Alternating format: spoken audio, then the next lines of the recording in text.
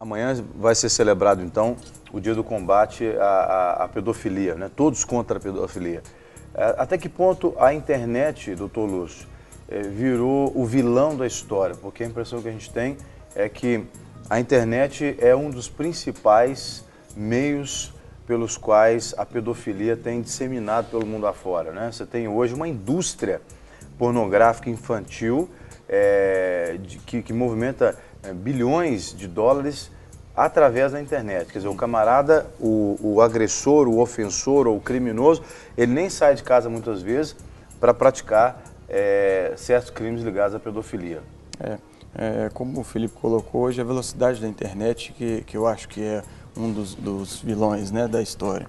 Porque hoje, se eu colocar uma notícia ou uma imagem ali, rapidamente um número de pessoas muito grande podem ter acesso àquilo ali. Mas eu atribuo como vilão, principalmente além do criminoso, é claro que deve ser combatido, a falta de educação digital, a falta de conscientização das crianças, dos jovens, adolescentes, dos adultos e dos idosos também, né? E a gente tem até um trabalho interessante lá na Faculdade Cotemig com os idosos para treinar, para inseri-los no contexto, né, de educação digital. Mas esse é o principal aspecto, porque hoje, muitas vezes, a criança vai se despir, né, em frente a uma câmera, achando que aquilo ali é um ambiente doméstico, que aquilo nunca vai parar na internet e pode ter ali uma ferramenta dentro daquele dispositivo que vai copiar aquela imagem e vai jogar na internet. Então, os pais têm que tomar muito cuidado. Vai tirar uma foto da criança, preserva. A gente costuma falar o seguinte: se não quer que isso venha a ser público, não tire a foto. Porque às vezes está no seu pendrive ou na sua máquina e amanhã você perde, extravia, né? E isso pode realmente impactar até num crime, porque hoje o crime de pedofilia, ele na verdade ele é a divulgação da cena. Ali por trás, geralmente ocorrem outros crimes, como violência sexual, né, exploração à criança, e a gente tem visto tanto aí essas condutas acontecendo. E a internet pega-se essa cena então e divulga. E aí está configurado o crime de pedofilia. E vale só esclarecer que não é só quem divulga, quem armazena, quem troca e-mails sobre isso, quem troca Twitter, Facebook, Orkut, qualquer tipo de tráfico desse tipo de imagem ou de informação envolvendo cenas de sexo entre criança e adolescente. E aí vale fazer um esclarecimento que a criança, pelo Estatuto da Criança e Adolescente, é até 12 anos. E de 12 a 18 é o adolescente. Então hoje a gente vê muita exploração em baile funk, nada contra, tá? Nada contra o estilo musical, o estilo musical. Mas às vezes a modalidade, né? Hoje a gente ouve muito nas rádios a expressão novinha, né? Ah, vai novinha, ou isso e aquilo. E estão falando do adolescente. Então tem que tomar muito cuidado também nessa questão. E isso que você está falando é tão sério que muitos pais pensam que estão fazendo um favor para os seus filhos. Por exemplo, a mãe toca um funk ou a música que for. A gente está falando funk aqui porque a gente ouve mais junto aos funks, aos funkeiros, mas pode ser qualquer ritmo. Pode ser um forró, pode ser um sertanejo, o que for. Os pais filmam a criança dançando em poses sensuais com roupas sensuais e acha bonitinho e posta aquilo no YouTube, porque agora todo mundo quer. Porque vale dizer aqui que a internet é uma forma do indivíduo se tornar famoso sem gastar, e rápido, né? E todo mundo agora quer ficar famoso, né, Thiago? E uma coisa que é interessante, porque é o seguinte, a gente, nesse trabalho todo que a gente está fazendo agora e tal, de conscientização, eu tenho pesquisado muito e tal, e o pastor Austin vai estar aqui ele também muito bem para falar sobre isso. Os vídeos hoje no YouTube, muitos, assim, das meninas dançando, de crianças dançando, com sainha, rebolando, aquela coisa toda. E o interessante é que os abusadores, eles colocam na cara dura os comentários, assim, no YouTube, meio maledicentes mesmo, sabe? Você vê, assim, vários vídeos, os comentários deles, assim, tipo, falando mesmo e tal, e, tipo, insinuando. Não quer... Incentivando. Não quer que a gente seja abusador, mas o pai coloca um vídeo desse da filha, vários vídeos com esses comentários bem, assim, nítido, assim, publicamente. Então, a gente vê que...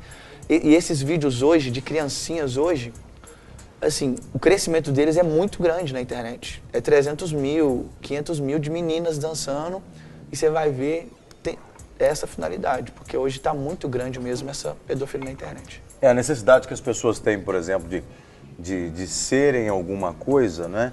Então, hoje você vê pessoas de idades, desde os mais novos até os mais velhos, tendo uma conta social de uma mídia social, tendo uma movimentação na internet, porque se você não está na internet, você está alheio àquilo que é moderno, aquilo que é moda, aquilo que todo mundo tem. Então, para você não ficar para trás e você ser igual às pessoas, você quer se afirmar, né? E acaba abrindo portas que podem ser portas destrutivas, né? Sim. E aí o governo hoje tem olhado muito para isso, Lúcio? Tem cuidado? Existe alguns projetos de parceria com o terceiro setor para que haja uma educação da sociedade digital, né? Então está começando a uma força muito grande para que venha a ser incluído nas disciplinas, né, de educação básica, a educação social e ética, né, no uso da internet, justamente para evitar certos tipos de ocasiões, né, que você vai favorecer algumas pessoas ou favorecer algum tipo de prática de crime. Isso a gente tem que tomar muito cuidado porque todo mundo quer se expressar, todo mundo quer falar, né? Mas o seu direito de se expressar vai até que aquilo não vire, né, ofenda o direito de outro ou venha a configurar um crime mesmo, né? Um comentário desse, um post desse no YouTube falando sobre, ou insinuando, né, uma pedofilia, isso poderia se configurar uma apologia ao crime, né? Defendendo que aquilo se dissemine, né? Então isso tem uma preocupação sim do governo. A gente tem acompanhado, mas o direito ele é moroso no sentido que ele é consequência de um amadurecimento da sociedade. Então, aí que entra, a gente estava falando da PEC, né? A lei às pressas, a lei Carolina Dickmann, né? A lei 12737, ela até foi um pouco às pressas pela repercussão que teve da Globo, né? Então o direito ele vai acompanhar o que a sociedade anseia e o amadurecimento. É importante essas leis, mesmo que elas não sejam tão boas, tenham alguma deficiência, alguma falha, porque a sociedade está amadurecendo. E a gente somos operadores dessa transformação. Agora, pensando na perspectiva da lei, por exemplo, no Estatuto da Criança e do Adolescente, diz alguma coisa, por exemplo, que poderia configurar um pai desse como um pai, uma mãe, um familiar, que expõe uma criança numa situação de risco à pedofilia ou abuso sexual, esse responsável, ele poderia ser responsabilizado como alguém que está fomentando a possibilidade do crime ou não? Por exemplo, o pai que pega uma menina dançando uma roupinha sensual, bota ela lá para dançar, espalha o vídeo dela, né? E não se preocupa, inclusive, em desconfigurar a imagem da menina. Deixa todo mundo saber que é a fulana ali e tal.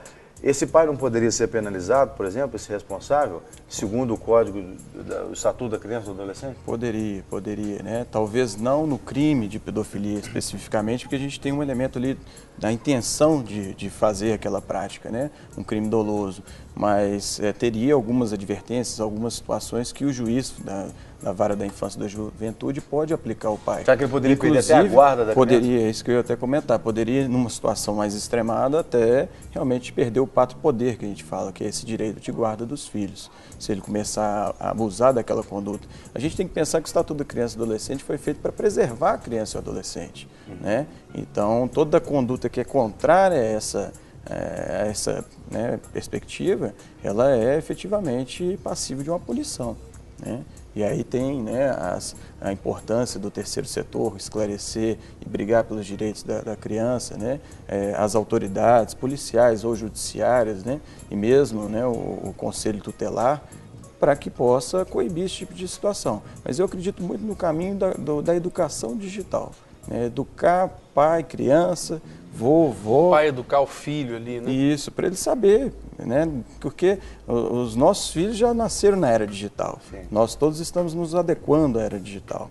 E eu preocupo muito com isso, porque você vai colocar, por exemplo, no Facebook, desde quando nasceu até a adolescência, e será que quando ele se tornar um adulto ele queria aquelas imagens? Então, até queria te perguntar isso.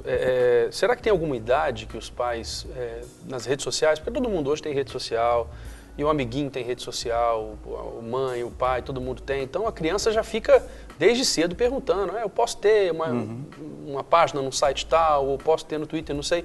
Tem uma idade que seria o ideal para se liberar isso ou não? Não temos nada legalmente, né? Aí vai entrar no campo da psicologia, da pedagogia, que talvez é do bom senso, mas é importante. O Facebook ele tem inúmeras configurações de privacidade, então todo mundo tem que entrar no setor lá, fica à esquerda do Facebook, configurações, clicar no ícone de privacidade e ler ponto por ponto. É muito simples a configuração, mas ela tem várias situações que você pode melhorar a situação ali para a criança. Por exemplo, hoje, se não tiver uma configuração de privacidade, é possível entrar no seu Facebook e salvar uma foto e, de repente, fazer um Photoshop daquilo ali e manipular uma imagem.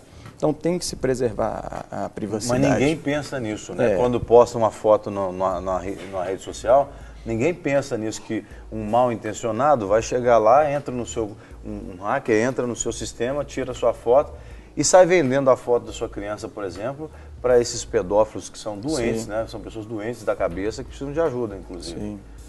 Então a gente tem que ter essa preocupação. Não tem uma idade, mas eu aconselho que o pai esteja sempre conversando. A gente estava conversando lá fora, né, sobre as frases de impacto, né? Muito interessante que a gente tem que conversar com os filhos. Porque se a gente não conversar, né, as ferramentas, o Google vai conversar, né, e outras ferramentas, né, de mídias sociais vão estar conversando, vão estar falando, e de repente não dando esse esclarecimento para o filho. O que ele deve postar, não deve, né? Não caia na lábia de alguém que peça você para fazer uma foto assim, ou assado, né? A importância do pai monitorar, porque às vezes até, como você mesmo falou, qual que é o limite daquilo que o próprio pai está postando? Às vezes o cara posta e realmente não enxerga a filha daquela forma, porque é a filha dele, né? Então ele não enxerga a filha com aquele olhar que o pedófilo enxerga, que a pessoa que está do outro lado enxerga. Então até nisso aí é preciso tomar cuidado. E fica então esse apelo para os pais que estão nos assistindo para monitorarem mesmo todo o conteúdo que vocês forem colocar na internet dos seus filhos e principalmente o conteúdo que os seus filhos forem colocar na internet. Eu tenho um amigo, até não mora no Brasil, mas que ele acompanha passo a passo tudo que os seus filhos fazem nas redes sociais e eu acho que é a melhor maneira de se evitar. Agora, por exemplo, quando você tem alguém, até que ponto, por exemplo, o dono das fotos, né, o dono do material, ele também é corresponsável com a divulgação de um material indevidamente. Por exemplo, você pega o seu computador, o seu laptop, o que for, e manda para um concerto. E aí aquele terceiro que está mexendo no seu computador localiza ali, como parece que foi o caso que aconteceu com a Carolina Dickmann, né? O camarada divulgou as fotos indevidamente. Até que ponto ela também não seria responsabilizada por mandar o material dela para um terceiro, onde teoricamente não há nenhum contrato dizendo que não poderia mexer, né? Porque ela entregou na mão do cara para mexer. Você tocou num ponto sensível, né? É importante procurar empresas que estejam qualificadas para prestar esse tipo de serviço e se preocupar ali com o sigilo da informação, né? Com a privacidade, com os direitos autorais das fotos, enfim. É importante ver se no contrato dessa prestação de serviço, se há alguma proteção especial a esse tipo de situação. Tá? É o primeiro conselho que eu dou. O segundo, hoje pela lei penal, inclusive pela lei Carolina Dickmann, se ele não tem uma senha protegendo aquelas informações sensíveis, não há crime. Tá? Então, se eu entregar o meu computador para ti para fazer alguma configuração, enfim, e ela não está protegida, não há crime aí. Então, de repente, pega uma página, né, uma pasta específica de imagens e coloca uma senha ali. Ou conversa com o próprio técnico, né, para que ele faça isso.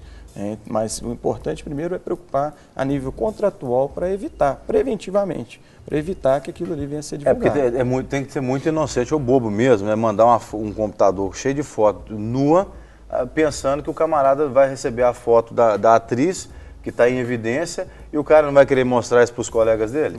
Ele vai querer ganhar muito dinheiro em cima disso, tem que ser muito bobo. Eu volto a falar que o conselho é o seguinte: se você não quer que uma imagem seja divulgada, não faça a imagem. Não tire a imagem. É a melhor maneira.